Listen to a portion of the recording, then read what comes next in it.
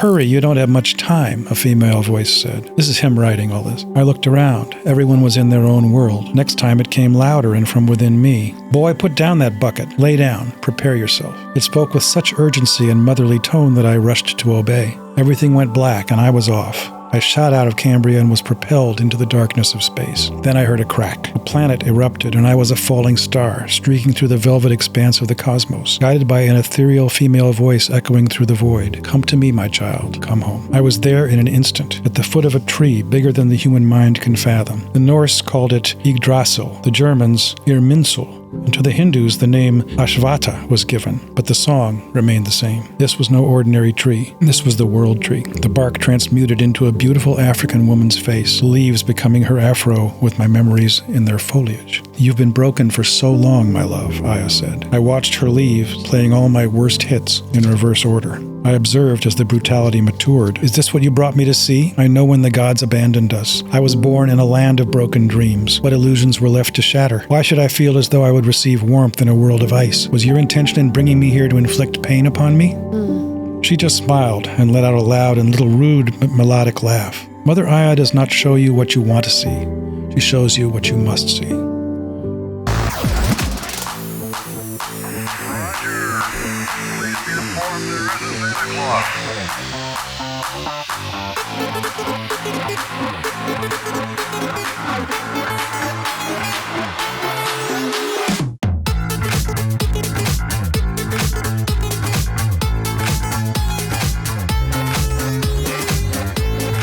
Welcome to the Acid for Squares podcast. I'm your host, Tanya Dahl. And I'm Cody Blue. And if you like what we're doing here, please like, subscribe, rate, comment, smash that notification button. It helps us out a lot.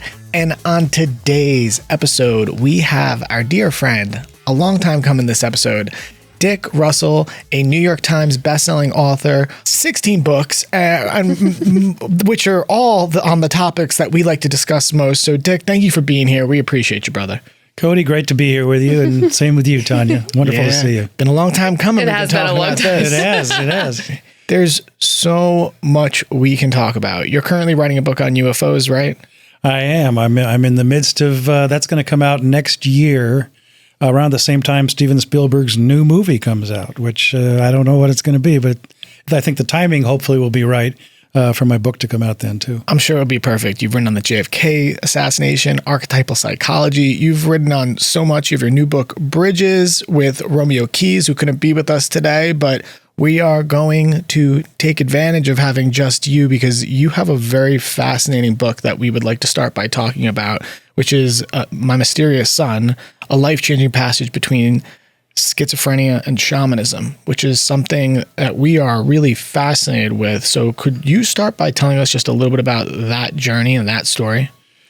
Yeah, well, it was the beginning of the journey was very painful. And like many parents in this country, all of a sudden my son, who's biracial and had always been, had sort of an otherworldly quality about him, he suddenly had this out of nowhere. He said, I can't find my old self again. And he had this major breakdown and had to be hospitalized. And, both his mother and I, we had no idea what was going on.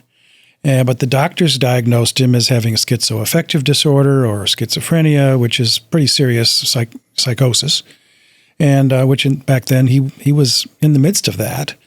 And we didn't know what else to do. So we went on all these different medications, which he hated because they were very deadening to him and his visions didn't happen anymore. And so that was the beginning. And it went on for a long time. I mean, years of uncertainty and not knowing, there were periods when he denied I was his father. And, wow. That'd be so hard. That's tough. It was tough stuff. And, I did spend a lot of time with him and he was in and out of, group homes and as well as living at home. But it was very, very, more than painful. I mean, it was just, probably the most difficult experience of my life. And so there was a period, I guess it was in 2011, 2012, when I was really desperately, and he wanting to do something about the medication he was on, at least get it, put down a bit so he wouldn't feel so deadened by it all the time. And so I went to this conference, And I heard this woman talking about shamanism and this was a conference on mental illness, mental health. So I was interested in just talking to her some more about this. Ended up going to see this other woman in Maine who was great. But as my wife said to me at the time, I think Franklin being biracial, it would be better to have a person of color to be working with him. And then she remembered that I had interviewed Malidoma Somé for a biography I was doing about James Hillman, the founder of archetypal psychology. And so Malidoma happened to be in Ojai, California at the time, and I went to see him for a divination, and a lot started happening from there. What do you mean divination? A divination is you sit with a shaman, and he there's in front of you there's a table, and there's beads, and there's stones, and there's various objects. An altar. It's an altar, but it's also a cloth. There's a cloth on it, and what you do is he asks you, and if you're male, I believe it's clockwise, to move all of these objects in a clockwise position, and then do it until he says, "I tell you to stop." And then he reads the pattern that's been formed by these stones and coins and all of these objects that have been there. And then from that, he prescribes, in my case, a series of rituals. And he said at the end of that, he said, your ancestors they need to give him a place at the table. They don't understand him. They don't know who he is. So the rituals that he assigned took me to the beach in Malibu with using apple cider vinegar and various things that I had to gift to the sea, and I did that and began to delve into my ancestors for the first time in my life. I'd never paid any attention to this, and then we moved on from there to a lot of other experiences, which I can tell you some of too. Yeah, please. Yeah. From there, I took Franklin to Jamaica to meet with him a couple of years later. And as Malidoma said, it was like meeting a colleague.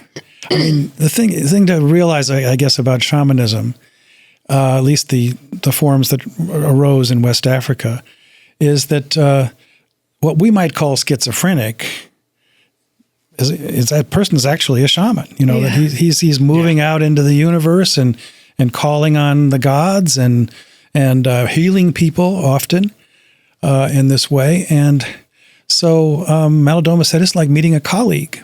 Wow. And so Franklin was, doing the same thing, doing a divination pattern with him, and they got along fabulously. And it was wonderful to see. So then I ended up eventually, and I wasn't intending to write a book about this. I mean, this was very personal and very painful, a lot of it.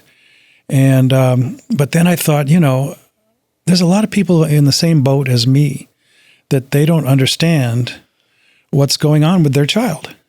At the age of 17 is when most kids, male or female, usually maybe 18, get hit with this sudden, not just a neurosis, but a complete breakdown, psychotic break. So a lot of parents don't know what to do either. And I thought, I'd like to give them something where they will see there's an alternative, that you can start to see your son or daughter in a different way, that maybe they are tuning into something that you have to learn about. They can teach you. And I certainly found that to be true.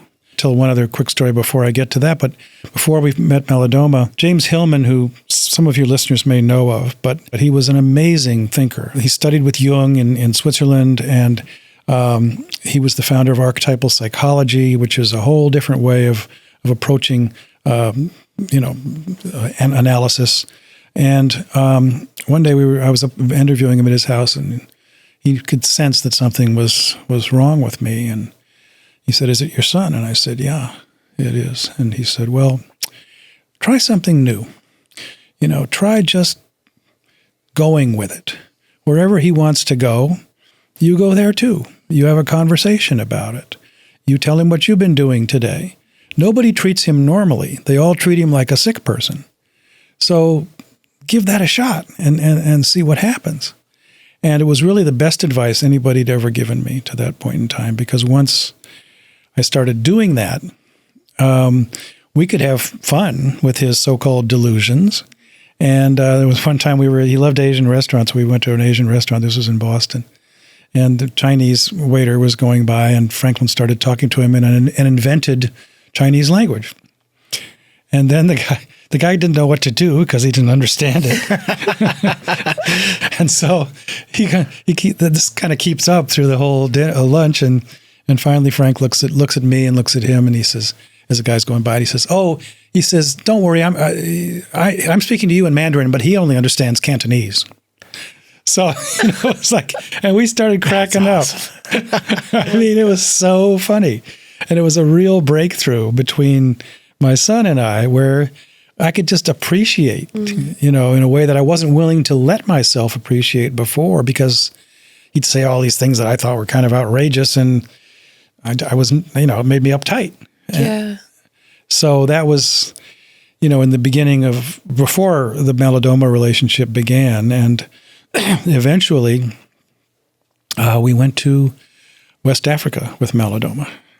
He'd seen that we should do this for some time. I'd been doing divinations with him for quite a while, and going deep into ancestral studies. And then, along with a group of about 20 people, his mom, my ex, and he and I went to Burkina Faso and spent a month there. He had a shaman of his own that he had discovered who could do amazing healing work.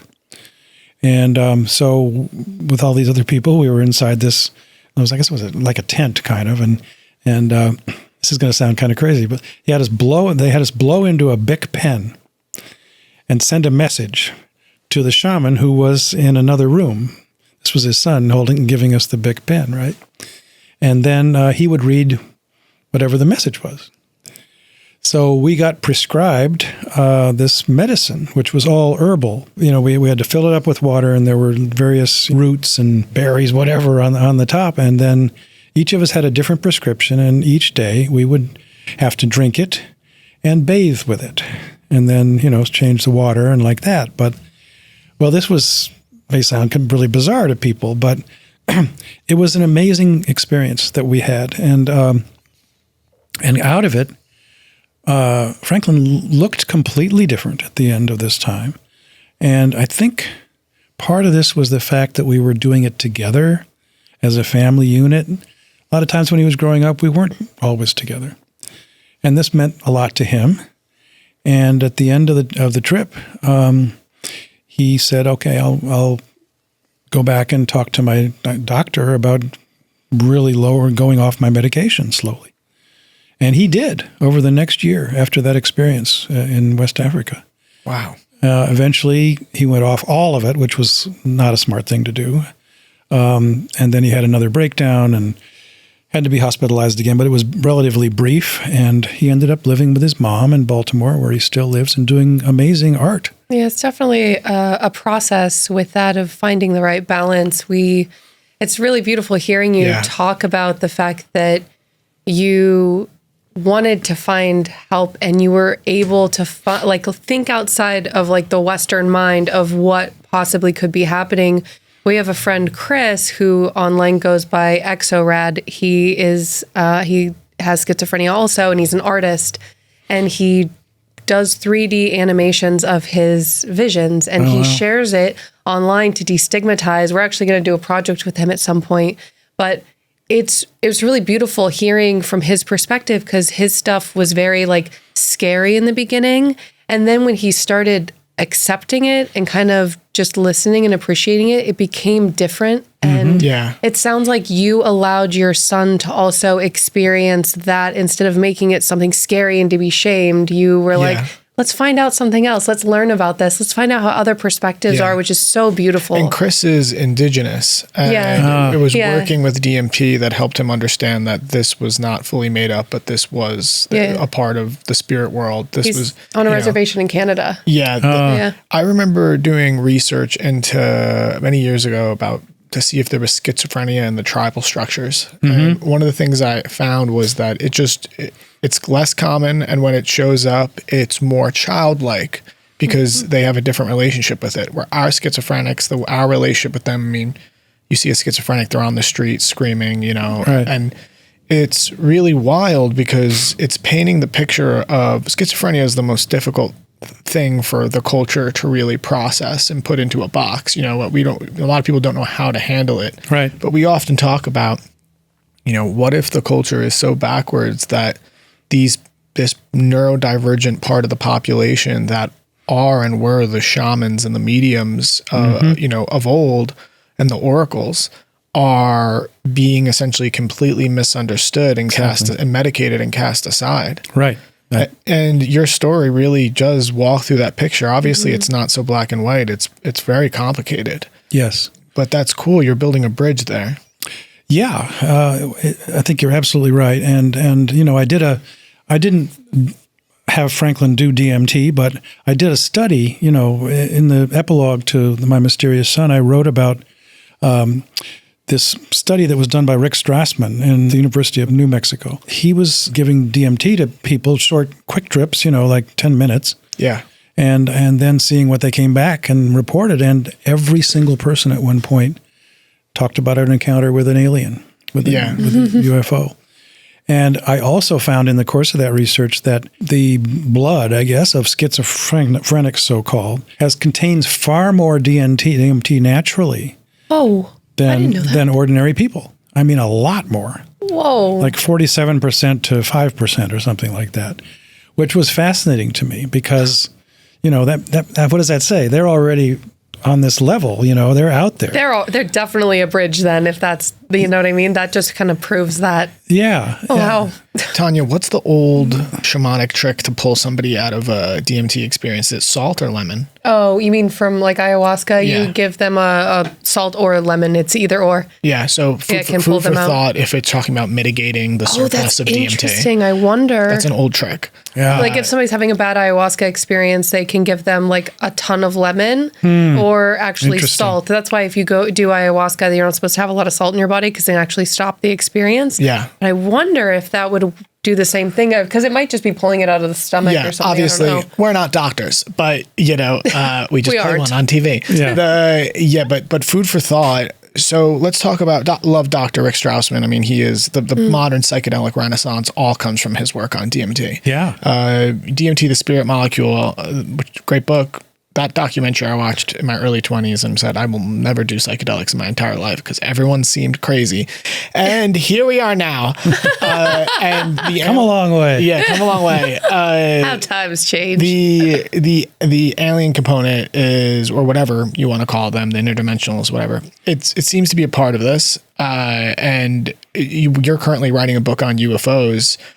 Are you finding at all that there's any evidence that this is some sort of universal substrate, that this is comparable to the shamanic space, the schizophrenic space, the DMT space? Any evidence for that? I think it's all connected. I'm going to be doing a chapter on Hynek, father and son. We love Paul.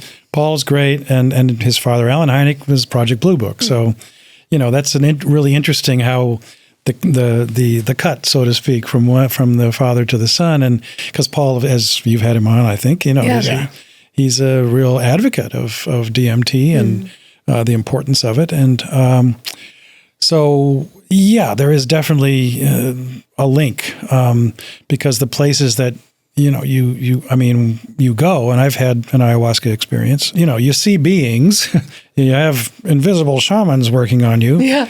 I mean, there's some other dimensional stuff going on that's very, very real. I'm not a woo-woo kind of guy. I'm not, I write all these books and, I check my facts and try to be, straight as I can. You're a researcher. I'm a researcher. Yeah. Right?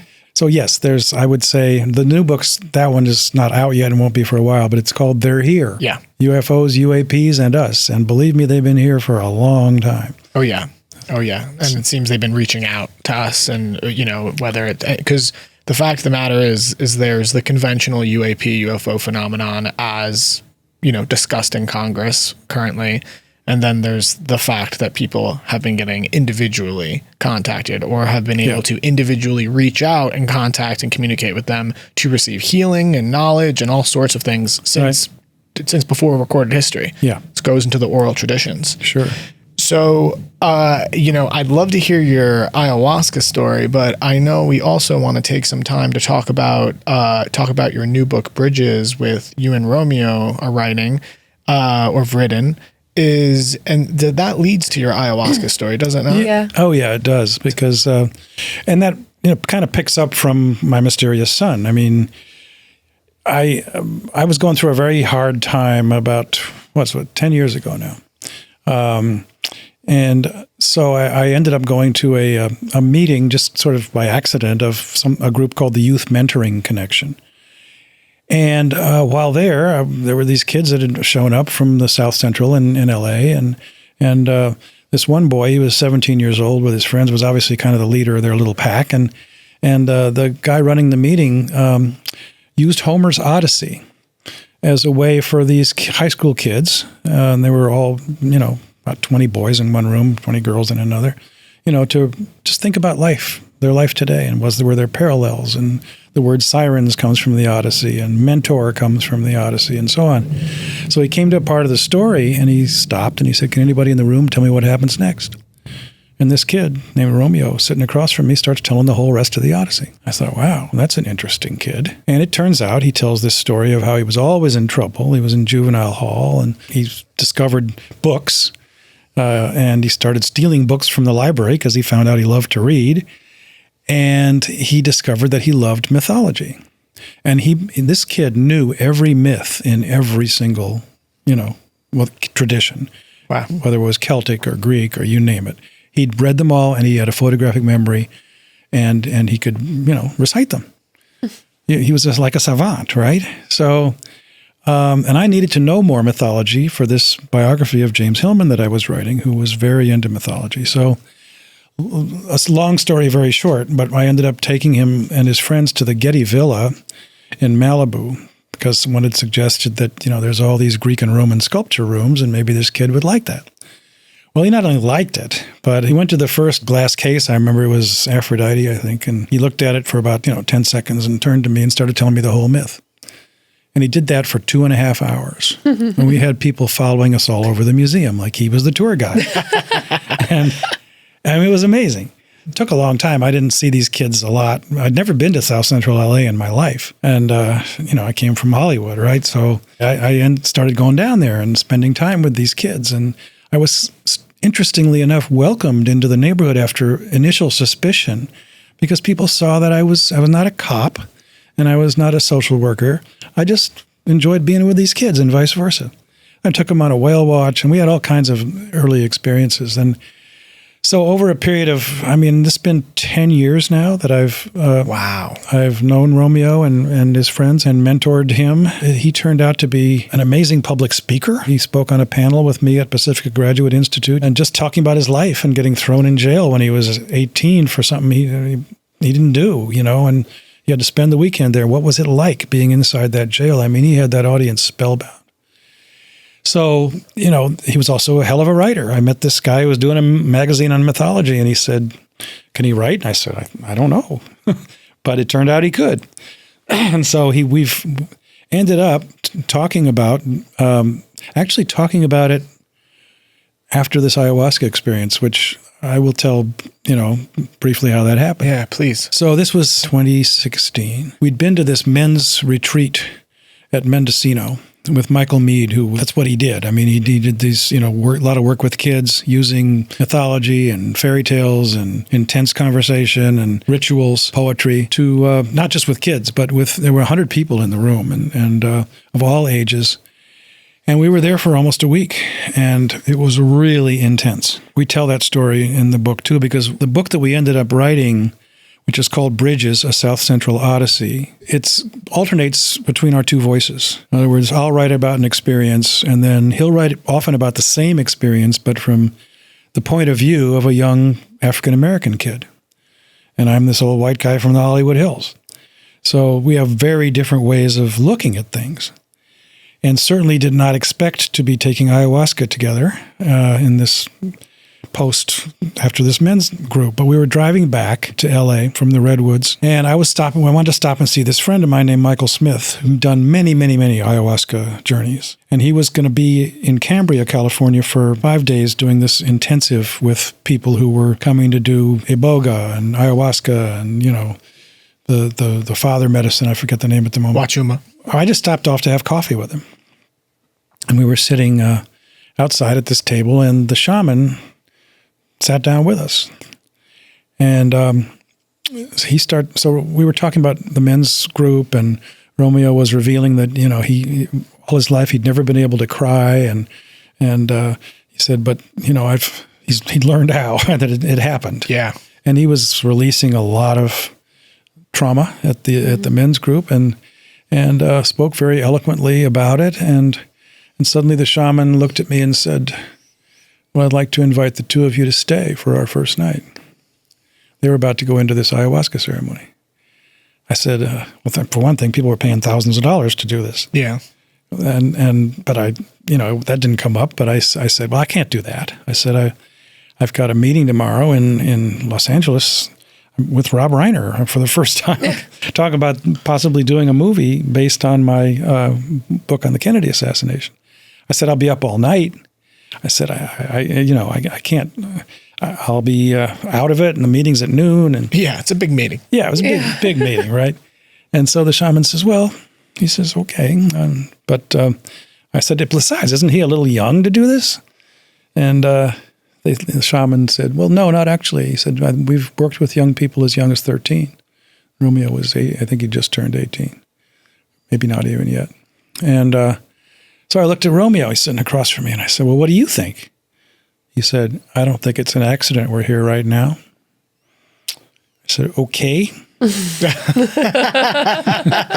So I called home and told my wife that I wasn't going to be coming home that night, but we were delayed a little bit. I didn't say what I was doing. Then I got off the phone, and I got a text, actually. It was from Rob Reiner's office saying, can we postpone that meeting till 5 o'clock in the afternoon? Something's come up. So I went in to see the shaman, right? And I said, the meeting's been postponed till, he says, I know. I said, you know. He says, oh yes. He said, don't worry, the mother doesn't make a mistake. That meeting will go better than you ever expected. Well, he was right. And so we went into this ceremony. I'd never done ayahuasca in my life, and it was amazing on many levels. Romeo was sitting across from me. He'd never done it either. I had all kinds of things happen, starting with feeling the pain, the agony that my son had often gone through when he was a boy, leading up to his breakdown.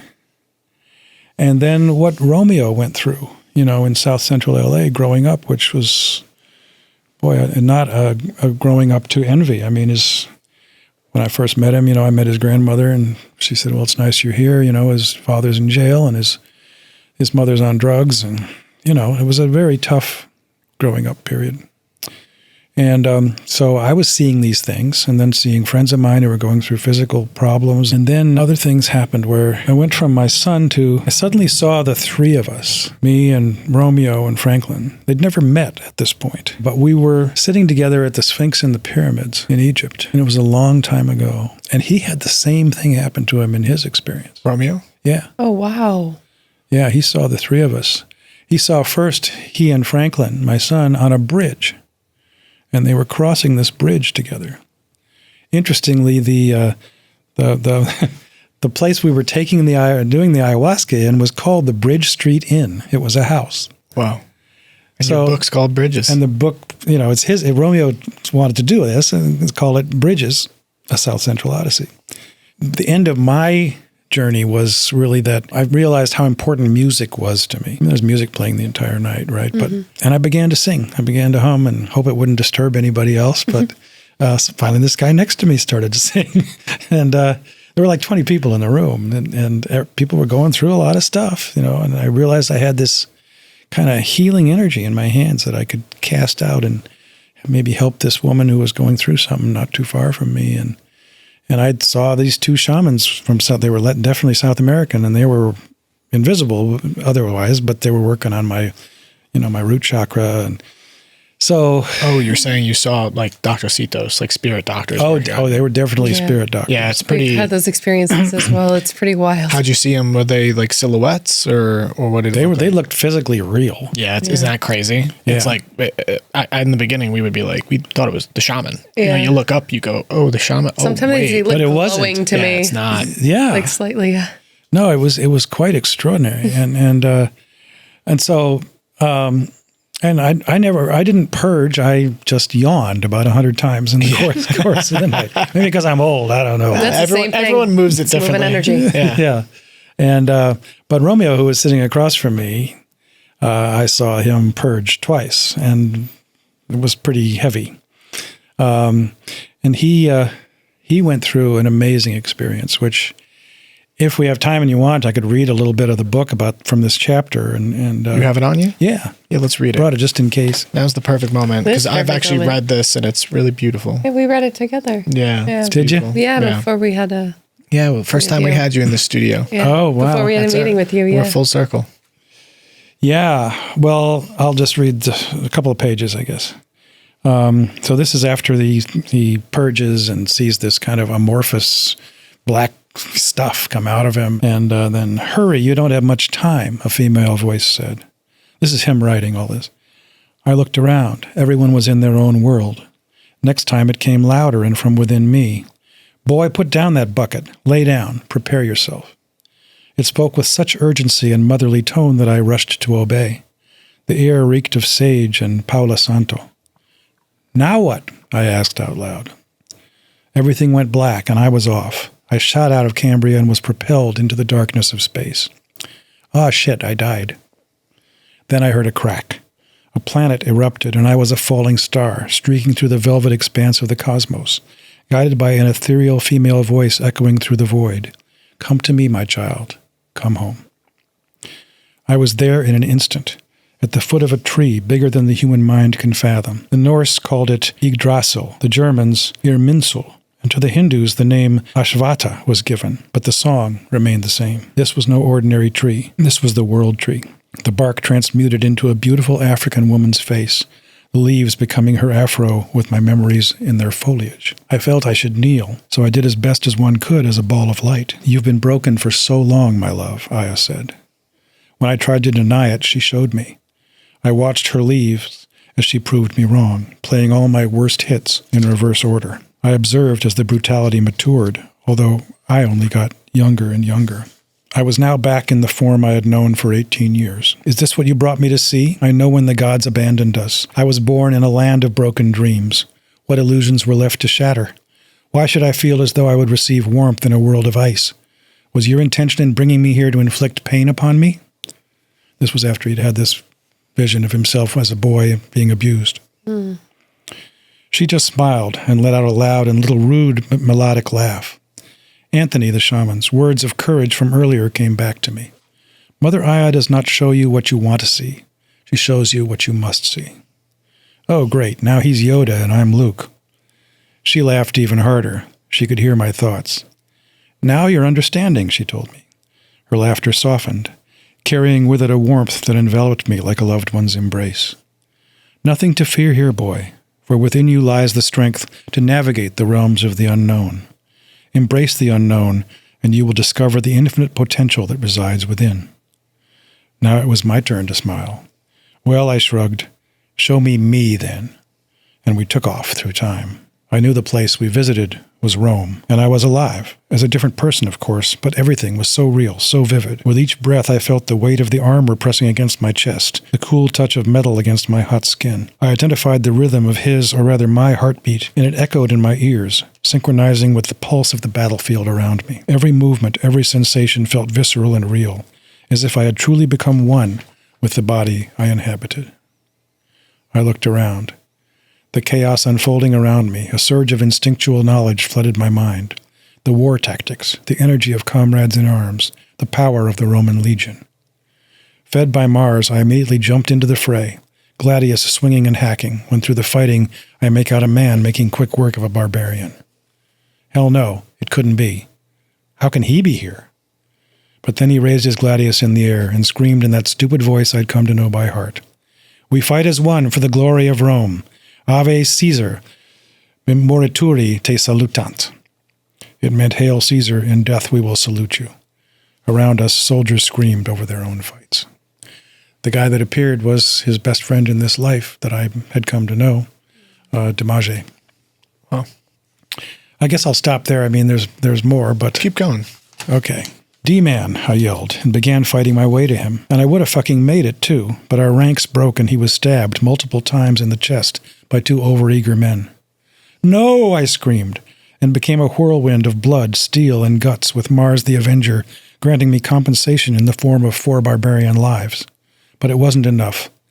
I barely made it to his body before I was penetrated on the left side by a cold blade. My breath started catching in my throat as I clutched at the wound with trembling hands. Blood oozed between my fingers, staining the fabric of my tunic. I fell face forward right next to D-Man's body. The world around me grew dimmer and more still, until at last there was nothing but silence and the cold embrace of death. Russ, meaning me, was there too.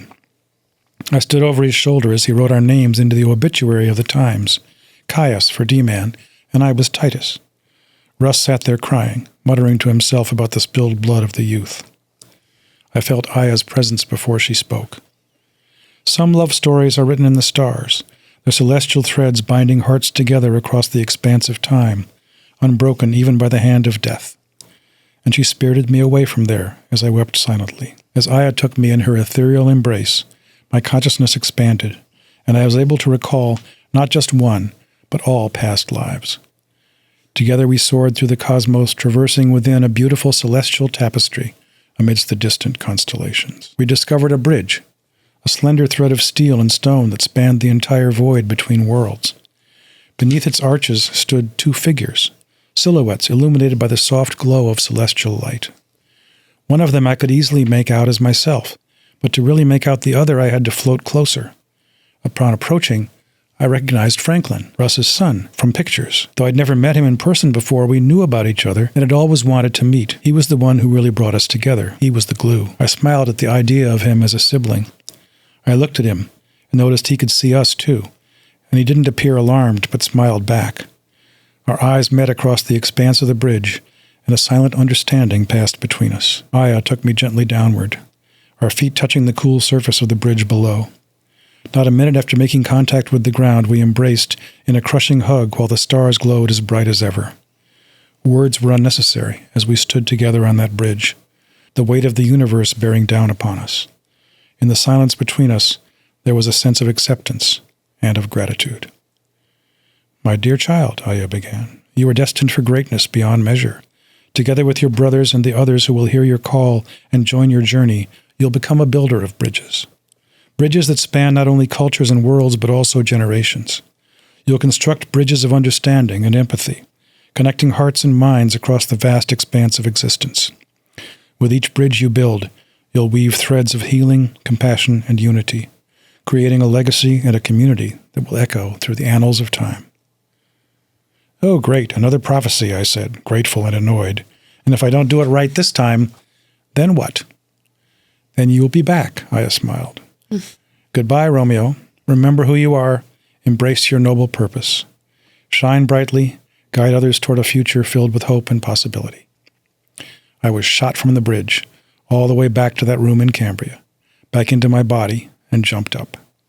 It was morning, and people were stirring all around me. Great. Back in the body of an inner-city black youth who now people are going to get the wrong idea of him having a damn messiah complex. I closed my eyes and thought about the current ills of the world, and shuddered. Hell no, I wouldn't be coming back here. I picked up my bucket and said to myself, Self, do you give a fuck? And Self said, no. It's absolutely beautiful. He's a hell of a writer. Oh my God, yeah. That's beautiful. Thank you for reading the whole thing. Yeah, it's so beautiful. One shout out to Romeo who couldn't be here. Yeah. His aunt just passed. But he's with us in spirit, obviously. Also, I have to call this out. Tony, our producer and our friend who's behind the computer, his first ayahuasca ceremony, he was taken to the World Tree. Mm-hmm. Really? Yeah, so I know this must mean something to him back there. Yeah, I was thinking the same thing.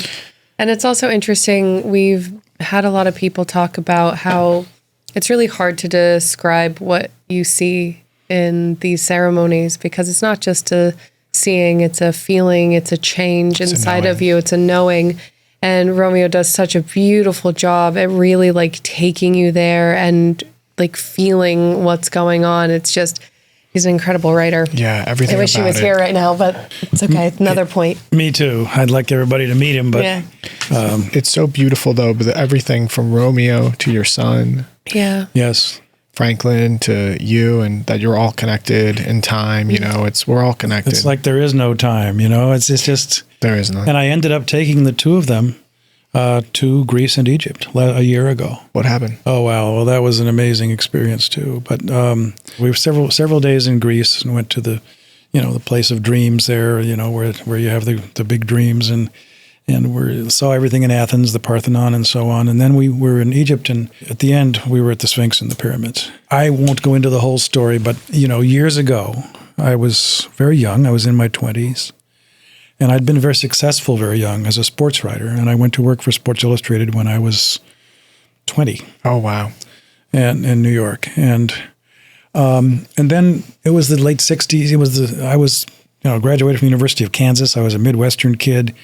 My whole life had been sports, and I suddenly woke up that there was something going on like a Vietnam War, and I had friends who were hippies and civil rights movement, and it changed me. And so I quit the magazine after only 7 months full time, and I just took off with a backpack and a portable typewriter and didn't know if I'd ever or when come back to this country. So I spent 18 months hitchhiking and I wrote a weekly column for the Topeka, Kansas paper, $25 a week. And in those days, you could do this. I mean, I wish kids could do it today. I only spent $4,000 in a year and a half. Whoa. Damn. I wish. Wow. And now it's like you do that in 10 days, right? Yeah, Jesus. So anyway, but at the end of that trip, a lot of adventures and hitchhiking across the Sahara and crazy stuff. But I was in Egypt, and I had this experience where in those days, I snuck past the guards with my sleeping bag, and I slept at the feet of the Sphinx, and nobody saw me. And then I woke up the next day, and I climbed to the top of the Great Pyramid. Nobody saw me again until I was almost all the way back down. And I felt this energy come into me that was inexplicable, and I didn't know what it meant or, what it was all about. And but it was kind of like, without going into all the details now, my parts of my future were being shown to me. Oh, wow. And that things I was going to have to end up doing, like writing this book on the Kennedy assassination, was... That was shown to you? What was shown to me, I'll tell the story quickly, was... Please. I was on this boat going from Egypt to Jordan, and I met this old man. And he said, I'm going to Petra. If you want, I'll take you there. And, he was a nice old guy, and he was about 50 years older than me, but just a regular guy, he was... I don't know, just needed company or something. And he started telling me that he'd worked for the CIA and that he had actually knew who killed President Kennedy. I'd never really thought about it very much. I was in high school when it happened, and it affected me like everybody else. But, it wasn't something I was really studying or interested in particularly. And so... we spent some time at Petra, and then on the way to Petra, we were at this ruin. We had this tour guide who came up to us, and I knew he wasn't an ordinary tour guide. He was this very mysterious person from the Circassian Mountains. And he said, he suddenly comes up to me, and he holds up a Kennedy $50 in front of my face. And he says, look at this. Don't forget it. So that was pretty weird too, right? I get on this guy's bike, and I go to the base of the Sinai, and I get there, and I'm just hanging out there like always, and I... living by my wits and sleeping on the beach and interviewing somebody interesting if I could. And this guy comes up to me from nowhere. I'd never met him before and never would again. And he says, would you follow me, please? I want to show you something. So I did. And we went to the base of the Sinai where Moses crossed the Red Sea. And he pointed to a rock. And he just pointed to it. I looked at the rock and I said, wow, that's President Kennedy in profile. Who carved that? He said, no one carved it. It's always been there, and walked away. What? So I don't know. How do you explain these things? You don't. Oh my God. A few years later, I started becoming the first investigative journalist to really hit the trail to try to find out what happened to JFK. And I got pretty close. What do you think? You don't have to give all the details, but what's your summation, even if it's not 100%? Of what happened? Yeah. CIA? Oh, the CIA was definitely involved. So was the mafia, and so was a group of, right-wing, really extreme right-wing Cuban exiles, and some very far-right military people who hated Kennedy for making a deal during the Cuban Missile Crisis to take our missiles out of Turkey and not invade Cuba anymore. They felt Kennedy had betrayed the country. They took him out.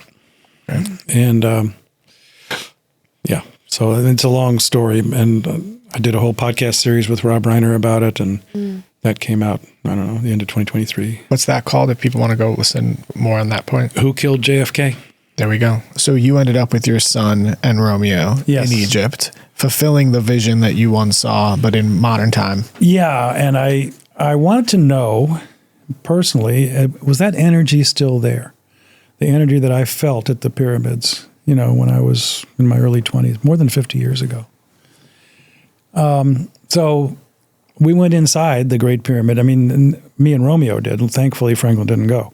Because now you can't do what I did back then. You can't spend a lot of time in there. Nowadays, you have to get in a line, and then you have to get almost on all fours for a long way, going through this tunnel, and then finally reaching the king's chamber. And at my age, I'm in pretty good shape. My wife and I walk every day, but it was not easy. It's a lot. It was a lot to do. And the Sphinx was the last thing we saw, and I felt that I looked at it. I thought, wow, the energy is still there. It's still there? Yeah. Yeah, man. And I do feel it. I don't know. I mean, I can't explain. This whole, the feeling of it is what's there. And Romeo and Franklin had an amazing time getting to know each other. And Romeo inside the tomb of Ramses, hunkered down and who knows? Was he back there? I don't know. It's beautiful, the work you've done with your son and the work you do with Romeo. Mm-hmm. I think one of the things we talk about a lot is, how to bring these tools, these teachings, and these medicines, especially to the inner city youth of America. So it's really cool you were able to have and give him that experience, and also that you were able to really the evolution around your son and his schizophrenia and shamanism, you were very worldly. It really is amazing. Yeah. I think, it's funny when people ask us questions, we have such a far out answer to give. We always have to tell a story that led us to that point. But the summation of your life and all the books you have read, you are uniquely qualified to answer a couple really salient questions. So with our limited time, we're going to ask you, point blank, what's going on? Because you went from Vietnam to being a nomad to acquiring all this information. You know about the CIA, you know about UFOs, you know about shamanism, mental health, schizophrenia, the politics, everything. What's going on? What is the deal? Because if you have essentially people, are having extra sensory, supernatural, paranormal, psycho-spiritual experiences and encounters with aliens, Dachecitos, ancestors, all of these different things. And there's documentation that the CIA has done studies on this, and that if they've obviously not brought it to the public because these are declassified files, on things like MK Ultra or the Gateway process, Gateway. What's going on? So is the government distinctly aware of this, and are they not alerting the people of the true nature of our species? Yes. And I think that at the same time, there's a huge awakening happening, and you have kids coming in with new abilities that maybe we didn't see, like Indigo Children, they're called, or the telepathic tapes that has come out. I haven't seen it yet, but telepathy tapes, yeah. Telepathy tapes. And And at the same time, yeah, you've had tremendous interest by the government, especially the military and the CIA, and they wanted to keep a lid on this, partly because, maybe in big part, because the technology of recovered craft that they have been doing for a long time, including shooting some of them down, which is finally coming out publicly with testimony from people like David Grush, who was in the military at a high level, that there's energy sources that they're tapping into that would completely change the equation in terms of fossil fuels, and we wouldn't need them anymore. Free energy is real, or could be. Things that Tesla saw before he died mysteriously in 1943. So you got two things happening, and a lot of people who are coming in with new kinds of gifts, and you have people who have a lot of people who've seen ships, and not only ships, but alien beings, and communicate with them. And so this has been going on for a long, long time. And what I'm trying to do with this book is for anybody who reads it, I hope, will no longer be able to doubt that this is a real phenomenon. Yeah. It's definitely a phenomenon, and we certainly don't know the answers to everything. But, it's a hell of a time to be living in. And we'll see if we can get through it without complete disaster. Yeah, that is the question. But we're not going to get, Stephen Greer has a theory, and he's one of the leading ufologists, and I know him quite well. Yeah, we know him too. And, he says that the military is gearing up for a false flag invasion, which would be the ultimate terror, to people. Mm-hmm. And that's possible. They've done false flag, stuff before. Vietnam. And Vietnam, the Gulf of Tonkin is what started it. And that's why we want to destigmatize it. That's why that's important to speak about this stuff, because of the false flag attack. If it does happen, then hopefully people will not be freaking out. They're going to be a little bit more used to hearing about it. Yeah. We hope so. And, what's really been fascinating to me lately is that Jake Barber, who came forward, he was, a guy who, for the first time, a military high-up guy who said, he had himself worked on recovery operations of downed, craft. Yeah.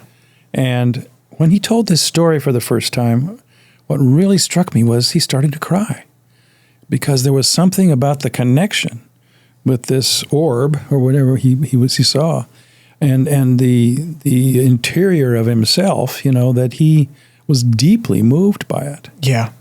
And that's new. That's something that nobody has been willing to, show anyway. And I had a lot of respect for that guy doing that, because he not only put his career on the line with telling about these things, but, he showed his the depth of emotion that happened when he saw this being. And that's the part that is not present in the conversation, and anyone that's had these experiences understand that there is a sacred thing happening, and it is deeply emotional. It is a beautiful connection. It's a discovery of it's literally like a biblical event when you're experiencing it. And it's a lot of what's being happened with the downing crafts. It's a betrayal of this thing. It's really sad, and I'm glad you mentioned that. One of the things that I feel like you're also uniquely qualified to speak on is the archetypal psychology of all this. You said James Hillman. Yeah. So when it comes to archetypal psychology and sort of like the Jungian perspective on all of this, how do you think that framework can redefine this conversation? Because Jung is often known as being the foundation of parapsychology. Yeah.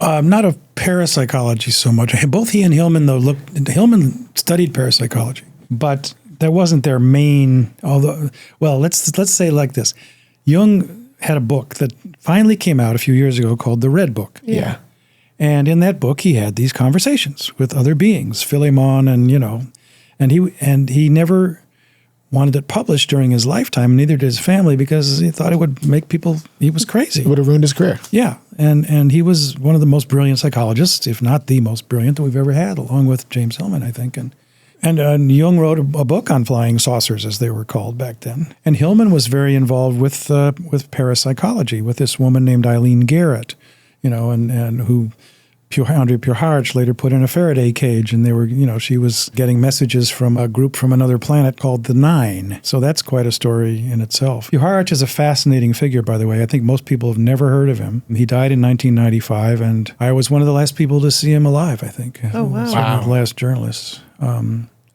I was a very close friend of a woman named Marianne who was blind, and she was a psychic and saw colors and frequencies, and I had met her, again, I was interested in this stuff back then. I went to a conference and met her there, and she became a family friend, and she got a message from Puharich that, because she'd been part of his group at Ossining, New York, along with what they call the space kids, who were kids with telepathic powers.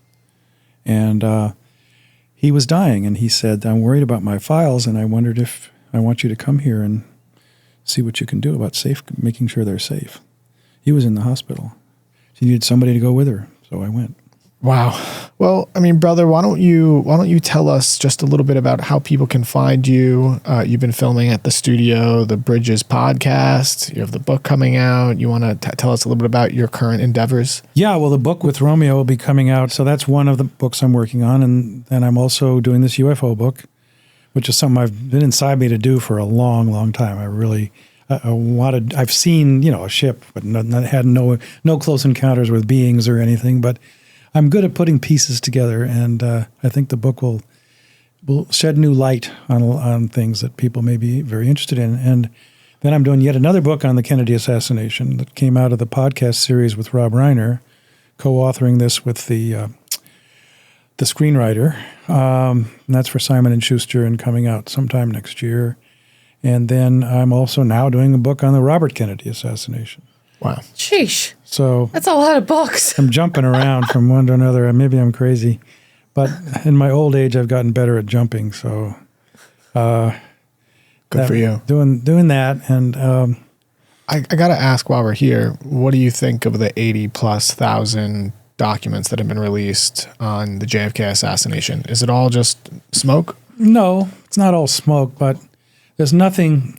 Look, anything really significant that pointed to the people really behind this or how they were using Oswald, particularly, was destroyed a long time ago. Yeah, and they've even admitted it. Army intelligence said, "Yeah, we destroyed our file on Heidel, which was the name Oswald used in a CIA operation." And so there hasn't been a lot coming out, but Jefferson Morley, who's an amazing researcher and wrote a biography of the CIA's counterintelligence chief, James Angleton, is finding a lot more about Angleton and his connection to Oswald that's really of strong interest to people who want to go down into that rabbit hole, especially. But it's all true stuff, and it's being released now. And so I think it will certainly add to our knowledge. I don't think we'll ever probably know just who did this, but because many mysterious witnessed deaths have happened over the years, and it's a grim catalog of back when the House Assassinations Committee was investigating in the 1970s. Suddenly, the mobsters were dying who were about to testify, and like that. So sounds about right. Yeah.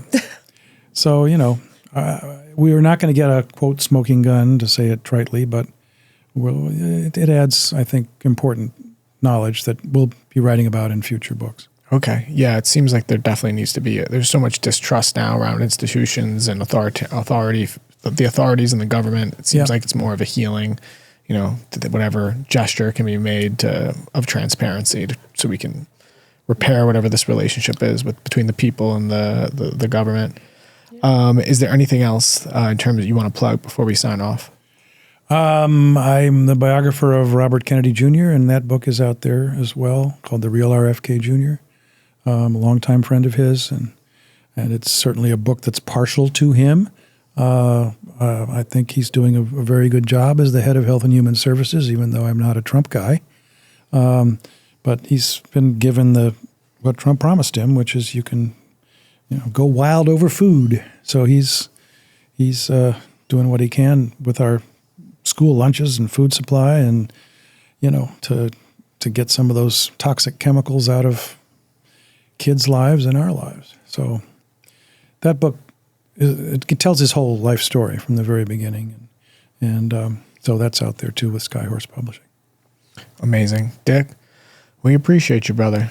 Yeah, You're thanks amazing. for being on. Thanks for being our friend. Oh, well, thank you. I've really enjoyed getting to know you over the course of time. I guess we met at A couple years now. A couple of years ago at an event, Robert Kennedy's birthday party, I think. So anyway, thanks a lot for bringing me on, talk about all these crazy things, and maybe we'll do it again. I'm sure we will. We'd love to. This was amazing. Yeah. Thank you for everything. And again, shout out to Romeo. Let's hope him and his family are okay. All right, gang, you want to take us out? If you're still with us, please make sure to like, share, subscribe, comment, all of that stuff. It helps us out a lot. And make sure to check out Acid for Square. Make sure to check out Patreon /Acid for Squares for more in-depth Acid for Squares and for more community. Thank you so much for being with us today. And until next time. We love you all. Be well. Bye-bye. Bye.